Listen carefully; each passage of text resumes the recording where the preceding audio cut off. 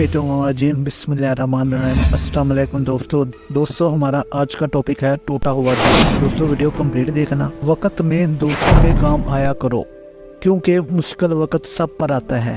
किसी का सब्र देखने के लिए और किसी का ज़र्फ। कभी भी किसी को नीची नज़र से मत देखो क्योंकि तुम्हारी जो हैसियत है ये तुम्हारी काबिलियत नहीं बल्कि अल्लाह का तुम पर करम है। सुभान अल्लाह। हमेशा अपनी छोटी छोटी गलतियों से बचने की कोशिश करो क्योंकि इंसान पहाड़ों से नहीं पत्थरों से ठोकर खाता है। अच्छा सोचे और अच्छा बोलें क्योंकि बदगुमानी और बदजुबानी दोनों ऐसी अजीब हैं जो इंसान के कमाल को ज़वाल में बदल देते हैं। दोस्तों हज़रत मौलाना जलालुद्दीन रूमी फरमाते हैं, जब इंसान किसी रंज और मुसीबत में अल्लाह से शिकवा करता है तो अल्लाह ताला फरमाता है कि इस मुसीबत का शिकवा बेजा है।